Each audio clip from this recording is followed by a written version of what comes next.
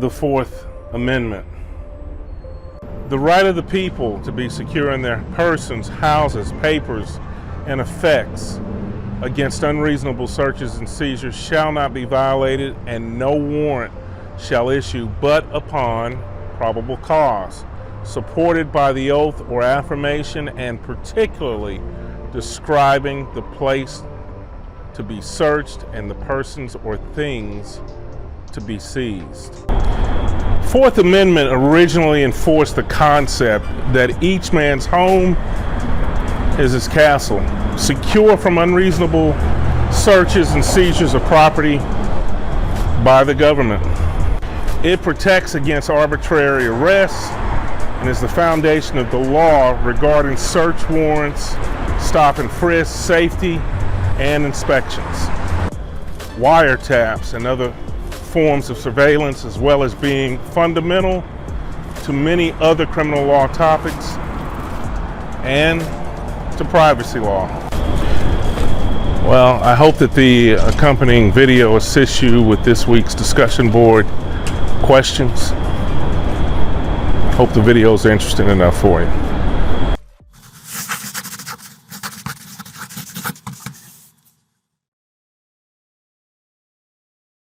The Fourth Amendment to the Constitution says that persons should be free from unreasonable searches and seizures. So when you're thinking about the Fourth Amendment, based on what I just said, there are three questions that should immediately pop to mind. One, what is a search? Two, what is a seizure? And three, what constitutes unreasonable? That's our Fourth Amendment, and those are the questions that are inherent in any interpretation of the Fourth Amendment. The Fourth Amendment is vitally important to our democratic tradition because it protects the central pillar of our democracy, and that is liberty. We are a free and open society. We lionize the notion of liberty in America. And the Fourth Amendment is the amendment to the Constitution that protects that freedom. In essence, the Fourth Amendment prohibits the government from conducting unreasonable searches and seizures, especially without a warrant. This grew directly out of the experience of the American colonists, who were subject to all sorts of searches and seizures of their private goods, primarily by British customs officials who were looking for contraband or were looking for goods that had been smuggled in without payment of the appropriate duty or tax. These officials were armed with something called writs of assistance, which commanded everybody nearby to help them, and as you might guess, they were not very popular with the people who were being searched. Writs of assistance, which the British customs officials used, were sometimes more generically described as general warrants. So they were a piece of paper. They came from the government, not always from a judge, but somebody in the government. And they would simply say, this person is empowered to search for whatever he wants to search for, wherever he wants to search for. In other words, very general. And when you give some government official that much discretion, that much leeway, well, guess what? If you're a hammer, the whole world looks like a nail, right? Well, to them, the whole world looked like some place to be searched. And so these people would just start snooping around on a whim, wherever they wished, and that was what the colonists found the most objectionable.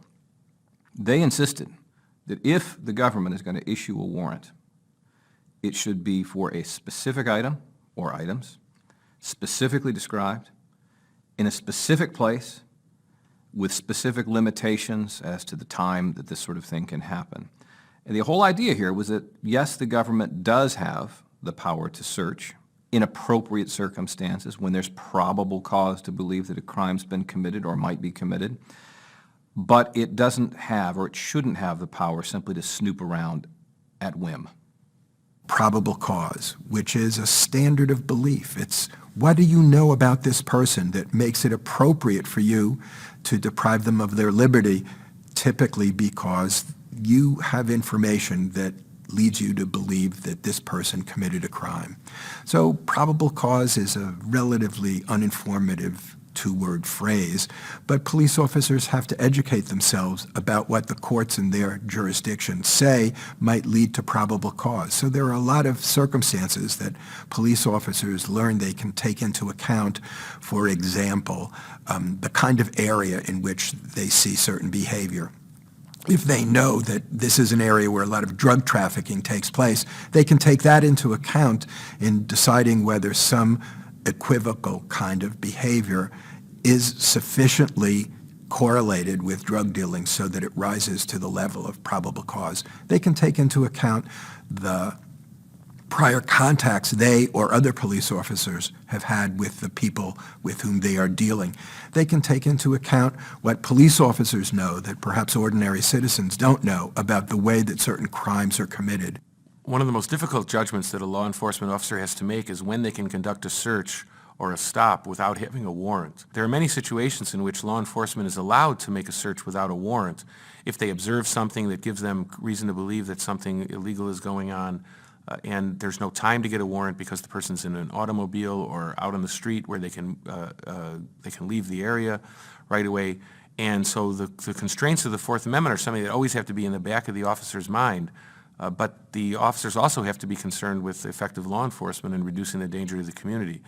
The other thing is that the Fourth Amendment is a big source of litigation against police officers. If the police come to your home and search your home and you don't believe they had probable cause, or you believe they went beyond the scope of whatever warrant they might have had, or if they came in without a warrant when they should have had a warrant, that's a very common situation that leads to a lawsuit by the subjects of the search against the police. So the police have to really be able to use their own judgment on whether a warrant is proper or whether a warrant is needed. The Supreme Court has said that the police cannot just say, well, since I had a warrant, you can't sue me. That's not enough. If it's a defective warrant, if the warrant was procured without probable cause, if the officers go beyond the scope of the warrant, the officers themselves might be sued over violations of the Fourth Amendment. And this becomes a very difficult situation because officers often have to make quick judgments on whether they have enough reason to suspect someone, whether there are exigent circumstances justifying them going without a warrant. So when law enforcement officers violate the tenets of the Fourth Amendment, they are subject to the evidence being excluded per what's called the exclusionary rule. This is far and away the most controversial element of our constitutional law. So the exclusionary rule says that reliable, relevant evidence unlawfully obtained cannot be used in the government's case in chief.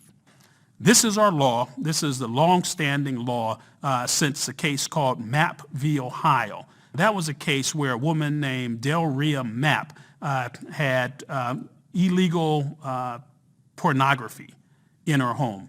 Home was searched illegally, and that was the first time that the court said you cannot use this information because it inures to society's benefit more to exclude this information than to bring it in. It's the only practical way that we can ensure that law-abiding citizens are not subject to these sorts of illegal searches. All right, Chaz. I've honored my commitment. You can honor yours. I'm sorry. You don't have to honor your commitment that we made. I have done what I said I would do. We shook hands on it. You'll see her once I've got the truth. So just start telling the story. She's already told it. Do what you told me you would do. Now you're going to have to honor your word to me. We shook hands on it. Okay, why don't you walk me through, just like she's saying everything right. Everything she said was right. Everything she said was right. And I won't go to the store no more, because I really wish it never happened. I didn't mean for it to go down like that. Okay, well, it's important that you explain as briefly as possible. I don't want to see it. I told you I didn't. Can I see it, please? We're going to have to get our business done first, and then I will let you see her. But I've got to have you tell me what happened on both of these occasions. The first one, he picked us up. We inside the apartments. I pulled the gun out, cocked it, told her to get to the back seat, told her to hop in the front seat. Before she got in the car, I said, turn her head toward the window and don't look at him. Or only look at him, don't look at the camera up there. Then I pulled the gun out, cocked it. Then I told him to put the car in park, told him to get to the back. I said, where the money at? And he said, He said it's in the visor. He said it's in the visor. So I said, okay. So I told her to drive to the north side. Then what did you do? I didn't know what to do. I was shocked. So then I told her to just pull over because I ain't mean for that to happen. And then I thought he was breathing. Because I thought I heard him breathing. And I was like, man, I can't go to jail off an accident. We gotta kill him. I gotta kill him. So then what?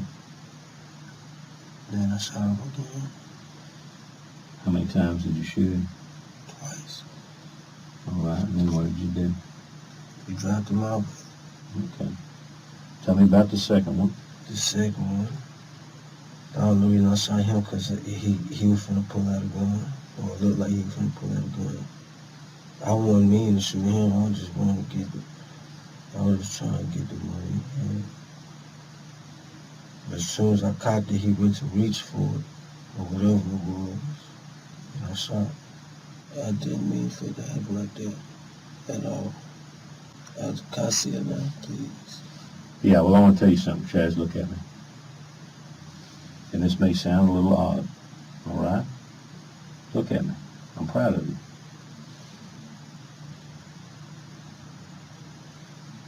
Good people do bad things all the time. It takes a real man to stand up and take responsibility for what he did. All right? Now I'm going to stick true to my word, and I'm going to let you see her, all right? And I may come back in. I'm going to give you some time with her, okay? Okay. And now I may come back in when we end it, and I may have another question for you or two, and I expect you to answer them, all right? Okay. Is that fair? That's fine. Okay. And I'm going to get her right now, and I'll tell you what I'm going to do. I'm going to turn this off, okay? I'm going to turn the digital recorder off at approximately 5 till 12, and it is still p.m., and it's still October 15th. And I'm just going to turn the digital recorder off, okay? Okay.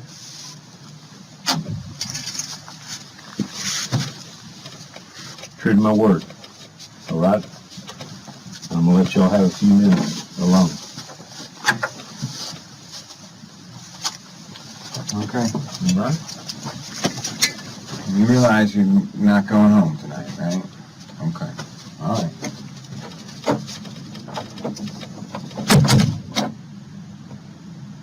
So you had nothing to do with it.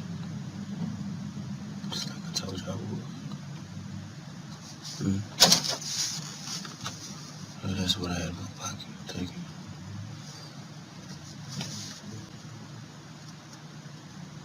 You want that, right? Okay.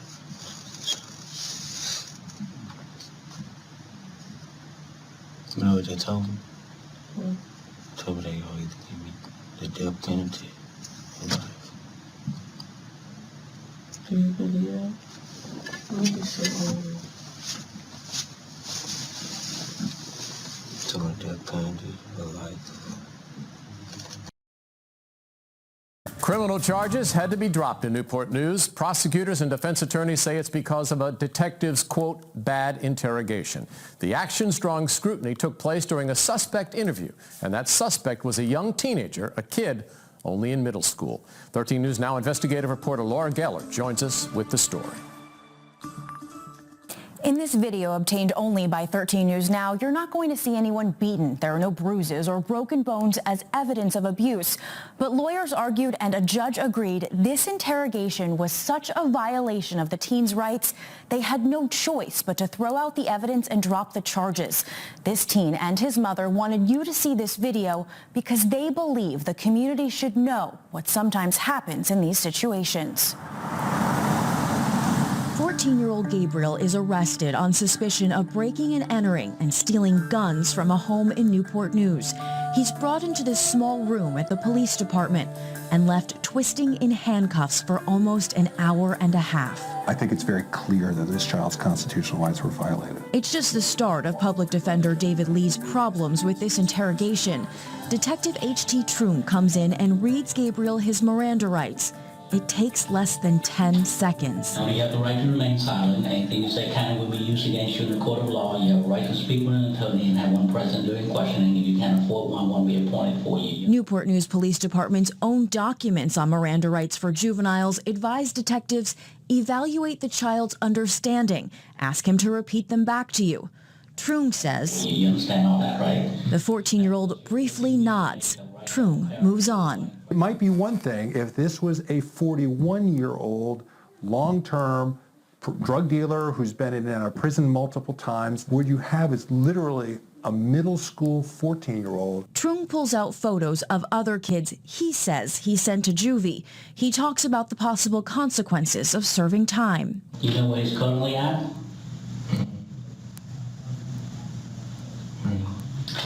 In a grave.